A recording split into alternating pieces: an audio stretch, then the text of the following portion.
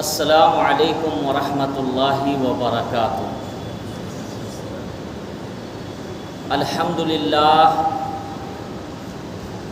للہ نحمدہ ونستعینہ ونستغفرہ ونؤمن بہ ونتوکل علیہ ونعوذ باللہ من شرور انفسنا ومن سیئات اعمالنا من يهده الله فلا مضل له ومن يضلله فلا هادي له فأعوذ بالله من الشيطان الرجيم بسم الله الرحمن الرحيم والقانتين والقانتات والصادقين والصادقات والصابرين والصابرات وقال النبي صلى الله عليه وسلم الصلاة معراج المؤمنين آمنت بالله صدق الله مولانا العظيم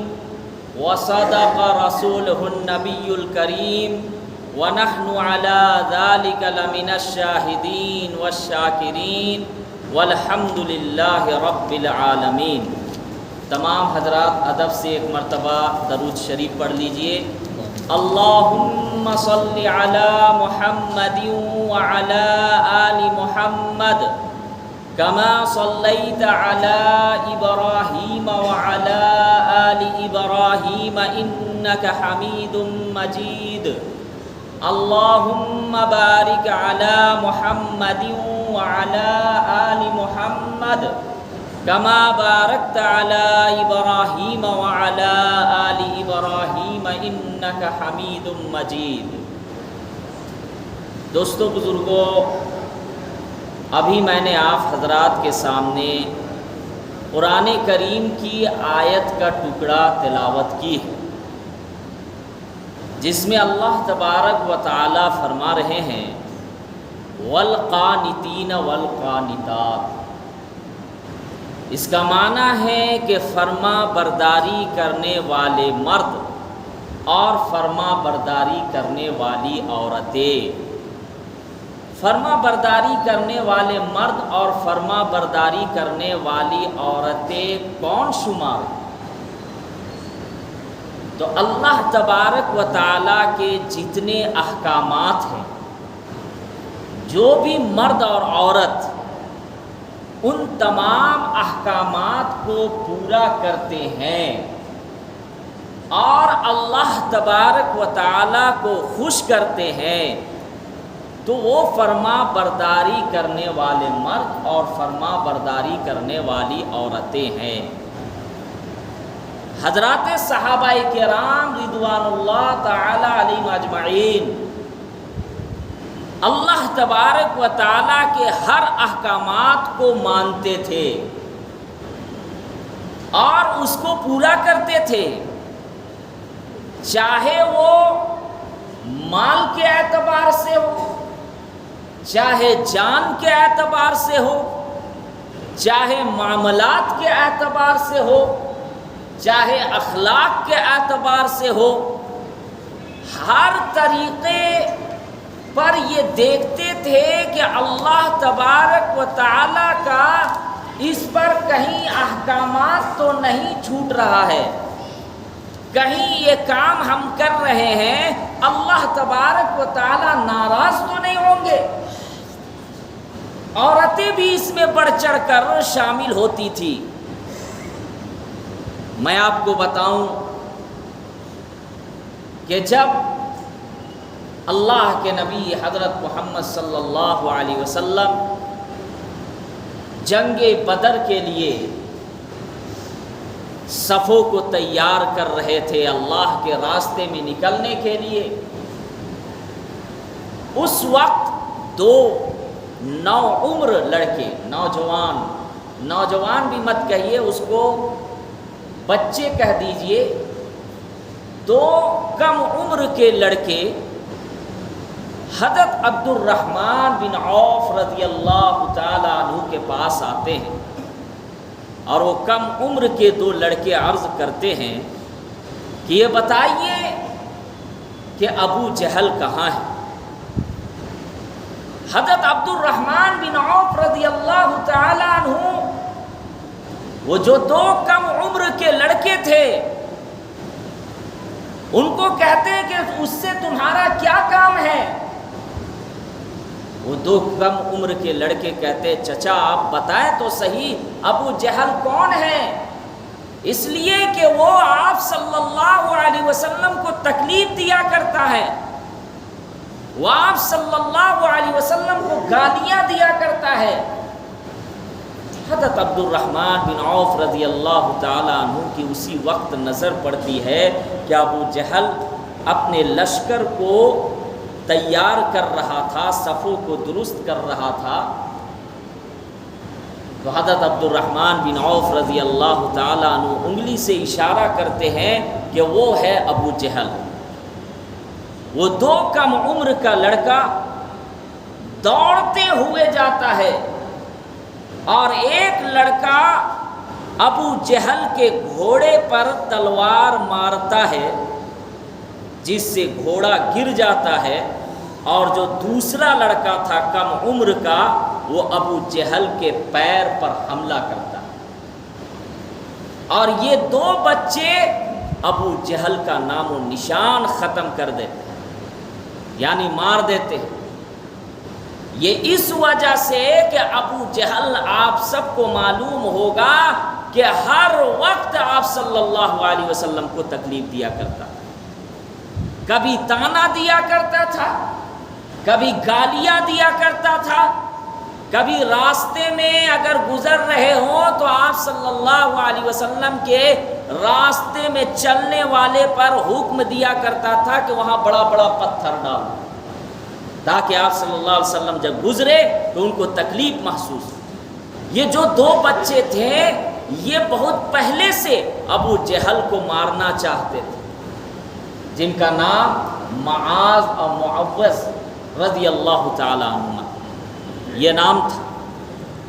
تو دیکھیں کہ یہاں دو بچے بھی اللہ کو راضی کرنے کے لیے آگے بڑھے اور ابو جہل کا نام و نشان ختم کر دیا، اللہ کو راضی کرنے کے لیے، اپنے مقصد کے لیے نہیں، اپنے فائدے کے لیے نہیں۔ اسی طریقے سے حضرت صہیب رومی رضی اللہ تعالیٰ عنہ نام سنے ہوں گے آپ، جب ہجرت کا حکم ہوا، مکہ چھوڑ کر مدینہ لوگ جانے لگے، تو حضرت صہیب رومی رضی اللہ تعالیٰ عنہ بھی مکہ چھوڑ کر مدینہ کے لیے روانہ ہونے لگے۔ راستے میں مکہ کے لوگ گھیر لیے، اور یہ حضرت صہیب رومی رضی اللہ تعالیٰ عنہ بہت مالدار تھے، بہت پیسہ تھا۔ مکہ کے لوگ گھیر لیا، کہنے لگے کہ جب تم یہاں آیا تھا تو بہت غریب تھا، تمہارے پاس پیسے نہیں تھے، پہننے کے لیے کپڑے نہیں تھے، آج تم مکہ میں رہ کر مال اکٹھا کر کے اب مدینہ لے جا رہے ہو، ہم جانے نہیں دیں گے۔ حضرت صہیب رومی رضی اللہ تعالیٰ عنہ نے فرمایا کہ سن لو، میں تیر اندازی میں بہت زبردست ماہر ہوں، اگر تم لوگ راستہ روکو گے تو میں تیر سے تم لوگوں کا مقابلہ کروں گا، اور اگر تیر ختم ہو گیا میرے پاس تو میں نیزے سے مقابلہ کروں گا۔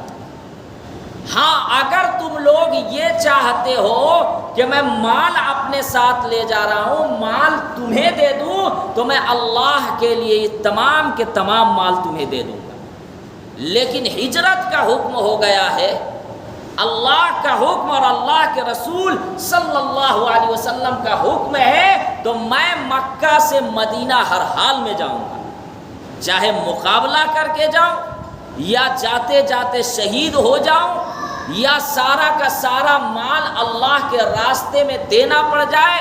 خدا کی قسم حضرت صہیب رومی رضی اللہ تعالیٰ عنہ اللہ کو راضی کرنے کے لیے ان کے پاس جتنے مال تھے تمام کے تمام مال کو مکہ کے کفاروں کو دے دیا۔ کس کو راضی کرنے کے لیے؟ اللہ کو راضی کرنے کے لیے۔ آج ہم راضی کر رہے ہیں دنیا والوں کو. کہیں ہم تاخیر میں جائیں گے، آفس میں مینیجر تو کہیں ناراض نہیں ہو جائے، میرا باس ناراض تو نہیں ہو جائے گا،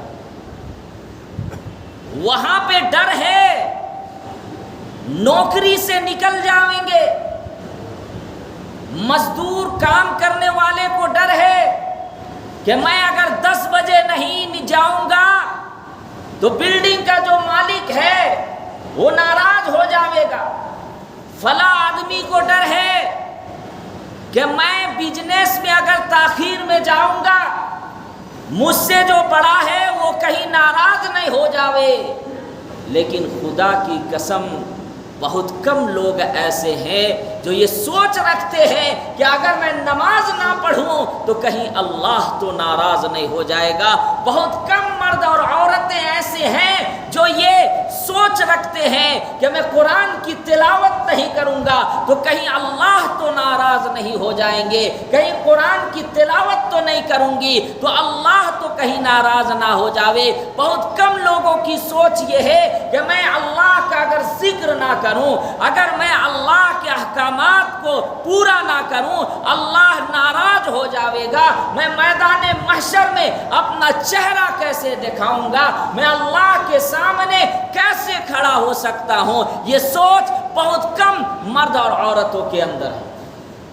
دنیا والوں کو راضی کرنے کے لیے ہم کام کر رہے ہیں، لیکن جو اللہ یہ تمام آسمانوں کا مالک، یہ زمین کا مالک، تمہارے سانس کا، زندگی کا مالک، ایک جھٹکے میں اللہ چاہے گا تو یہ دنیا کی تمام خوبصورتیاں جو نظر آ رہی ہے یہ تمام کے تمام ایک جھٹکے میں ختم ہو جائے.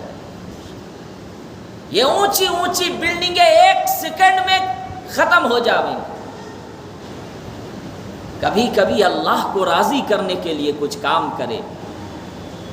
آج ہمارا مقصد یہ ہوتا ہے کہ اگر ہم کسی کی مدد بھی کریں دنیا والوں کو راضی کرنے کے لیے، آج ہماری نیت یہ ہوتی ہے کہ میں نماز بھی پڑھنے کے لیے آؤں تو دنیا والا دیکھے خوش ہو کہ یہ دیندار ہے، یہ صوفی مزاج کا، یہ بزرگ ہے. آج نیت ہماری ہو گئی کہ آج ہم قرآن کی تلاوت کرے، ذکر اللہ کرے، یا حج پہ جائے یا روزہ رکھے. نیت اکثر لوگوں کی یہ ہو گئی ہے کہ لوگ ہمیں کہے کہ کتنا اچھا آدمی. اس میں سے 1% ایسے ہیں جو خالص اللہ کو راضی کرنے کے لیے، اللہ کے لیے نماز پڑھ رہے ہیں، اللہ کے لیے روزہ رکھ رہے ہیں، اللہ کے لیے حج اور عمرہ کر رہے ہیں، اللہ کے لیے قرآن کی تلاوت کر رہے ہیں، اللہ کے لیے راتوں کو اٹھ کر اللہ کے لیے رو رہے ہیں. یہ بہت کم لوگ ہیں. وہی چند لوگوں جو مرد اور عورتیں ہیں، اس کی وجہ سے اللہ تعالیٰ اس دنیا کے نظام کو چلا رہا. خدا کی قسم اگر وہ لوگ جو اللہ کی رضا کے لیے عبادت کرنے والے نہ ہو، راتوں کو اٹھ کر جو اللہ کے لیے رو رہے ہیں، اگر وہ نہ رہے تو جتنے یہاں پہ گناہ ہو رہے ہیں، زنا پہ زنا، شراب پہ شراب کا اڈا چلایا جا رہا ہے، سود کا کاروبار ہو رہا ہے، جوا کھیلا جا رہا ہے، نافرمانیاں ہو رہی ہے، رشوت عام ہو چکا ہے، قتل عام ہو چکا ہے، خون بہایا جا رہا ہے ایک دوسرے کا. خدا کی قسم اگر وہ چند لوگ نہ رہیں اللہ عذاب ڈال دے گا، دنیا ختم ہو جائے گی. یہ تو ان لوگوں کا ہمیں شکریہ ادا کرنا چاہیے، ان کا بڑھاوا دینا چاہیے جو مسجدوں کی زینت ہے، جو چند لوگ آ رہے ہیں مسجدوں کو آباد کر رہے ہیں. ورنہ تو مسلمان ہر ایک انسان کا کام ہے مسجدوں کو آباد کرنا، لیکن چند لوگ آ رہے ہیں تو بستی میں عذاب جو آنے والا ہوتا ہے اللہ تعالیٰ ان کے وجہ سے عذاب نہیں ڈالتا. وہ تو ان لوگوں کا شکریہ ادا کرنا چاہیے جو گنہگاروں کو کھینچ کھینچ کر لا رہے ہیں، مسجدوں سے جوڑ رہے ہیں، بھٹکے ہوئے انسان کو جوڑ رہے ہیں. تو میں یہ عرض کر رہا تھا والقانتین والقانتات، جان دے تو اللہ کے لیے دے، یہ نہیں کہ دنیا کو راضی کرنے کے لیے میرے بیٹے کو کیسے مارا کیسے ہمت ہو گئی، میرے بھائی کو کیسے مارا کیسے ہمت ہو گئی، کون غلط ہے کون صحیح، تحقیق نہیں، دنیا والوں کو طاقت دکھانے کے لیے نہیں، اللہ کو راضی کرنے کے لیے جان دے دو، خدا کی قسم ڈائریکٹ مرو گے تو جنت جاؤ، اللہ کے لیے جان دو، دنیا والوں کے لیے جان دو گے واہ واہی ہوگی، ختم، مرنے کے بعد لوگ کہیں گے ارے تو گنڈا ٹائپ کا آدمی تھا، لڑتا پھرتا تھا، گالی گلوچ، اور اگر آپ اللہ کو راضی کرنے کے لیے مر جاؤ گے لوگ یاد کریں گے، دعائیں دیں گے، کیا پتہ اللہ تعالیٰ کن کی دعائیں قبول کر لیں۔ والقانتین والقانتات، دیکھے تو صحیح اللہ کے نبی حضرت محمد صلی اللہ علیہ وسلم جنگ کے دوران اعلان کرتے ہیں کہ مسلمانوں کے پاس مال ختم،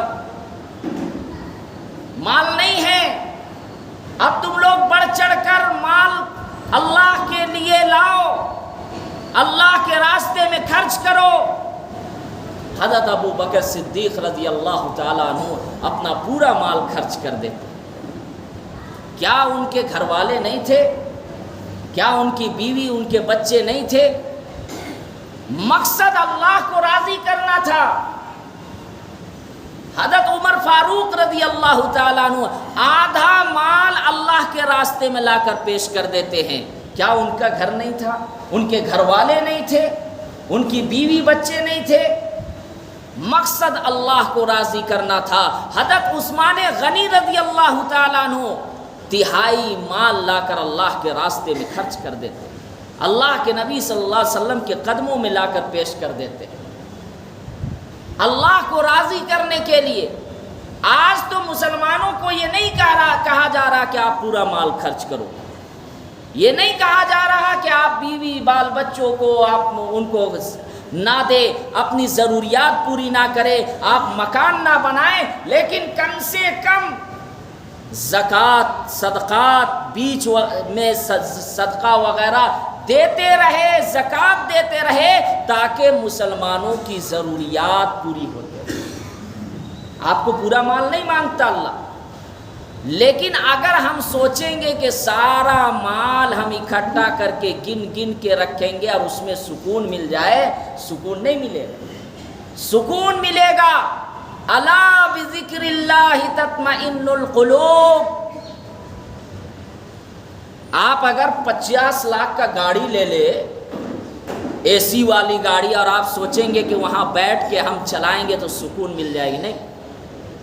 آپ 10 منزلہ 5 منزلہ گھر بنا لے، آپ سوچیں کہ نہیں ہم بیماری سے محفوظ رہیں گے، ہمیں سکون مل جائے گا، میں اطمینان والی زندگی بسر کروں گا۔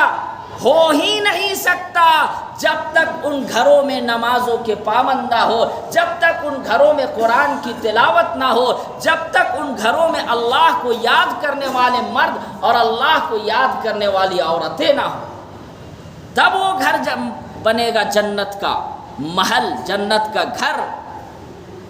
مال آ رہا ہے، مال کو اپنے اوپر خرچ کرتے ہوئے اگر غربا میں کرتے ہیں تو اس میں اللہ تعالیٰ سکون عطا فرماتا ہے۔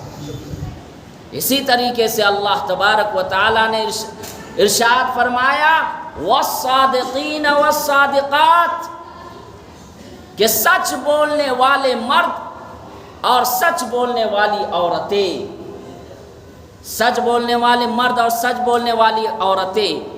حدیث کے اندر ہے، مسلم شریف میں بھی ہے، مشکات شریف میں بھی ہے، کہ اللہ کے نبی حضرت محمد صلی اللہ علیہ وسلم کے پاس ایک شخص آیا اور عرض کیا کہ اللہ کے رسول صلی اللہ علیہ وسلم، کیا مسلمان بزدل ہو سکتا ہے؟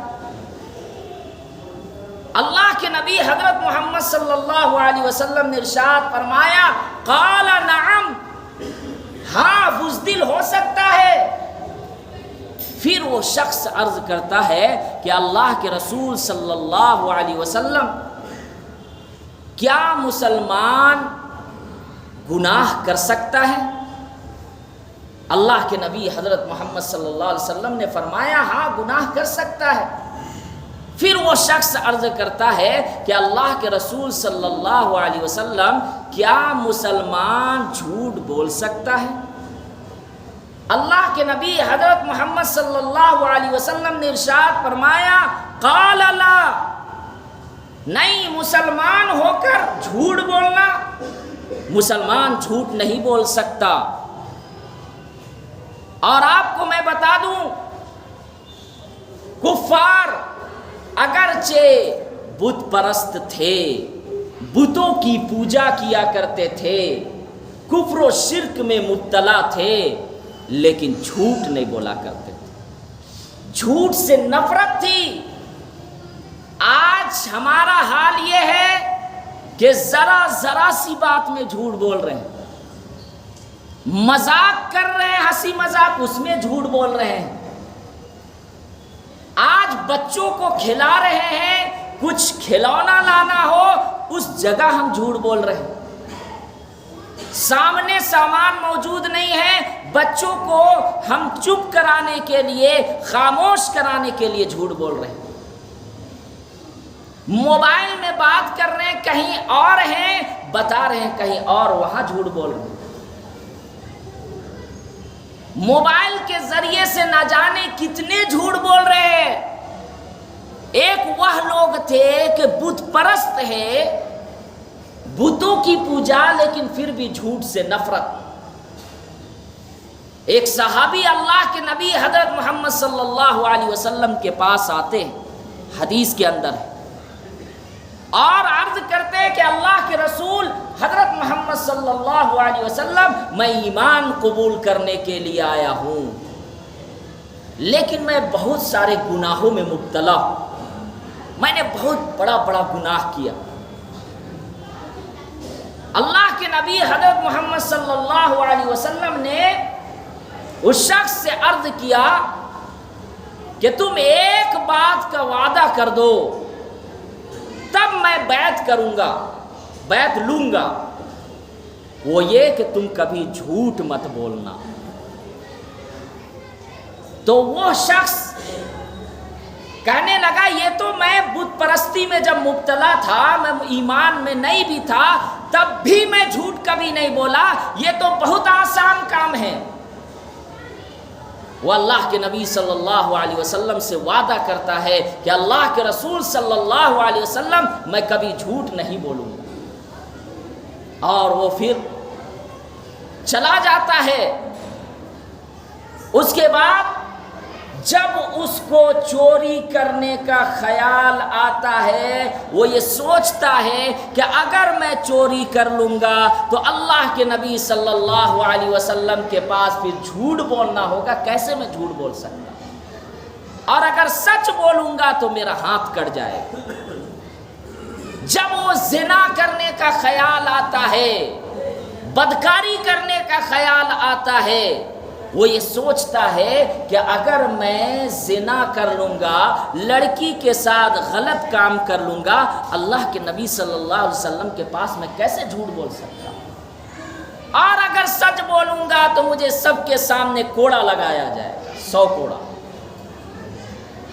تو میں کیسے اللہ کے نبی صلی اللہ علیہ وسلم کے پاس جھوٹ بول سکتا ہوں۔ وہ پھر کچھ دنوں کے بعد واپس آتا ہے اور اللہ کے نبی حضرت محمد صلی اللہ علیہ وسلم کے پاس عرض کرتا ہے کہ اللہ کے رسول صلی اللہ علیہ وسلم، میں نے سارے کے سارے گناہ چھوڑ دیے، ختم کر دیا، اس لیے کہ کوئی بھی گناہ کرنے کا خیال آتا تھا، میں یہ سوچتا تھا کہ اگر یہ گناہ کر لوں گا تو اللہ کے نبی صلی اللہ علیہ وسلم کے پاس میں کیسے جھوٹ بولوں، میں کیسے چہرہ ملا سکتا ہوں جھوٹ بول کر۔ اس لیے جیسے ہی کوئی گناہ کا خیال آتا تھا، میں اس سوچ کی وجہ سے ان گناہوں کو چھوڑ دیا۔ اللہ کے نبی صلی اللہ علیہ وسلم ان کو کلمہ پڑھاتے ہیں، اور اس کے بعد پھر وہ ایمان پر داخل ہو جاتا ہے۔ آج آپ دیکھیں معاملات میں ہو، اخلاق میں ہو، آج ہم کتنے جھوٹ بول رہے ہیں، جھوٹ بول رہے یا نہیں؟ حدیث کے اندر ہے کہ اگر کوئی جھوٹ بولنے والے مرد یا جھوٹ بولنے والی عورتیں ہیں، فرشتے ان کی منہ کی بدبو سے کئی میل دور بھاگ جاتے ہیں۔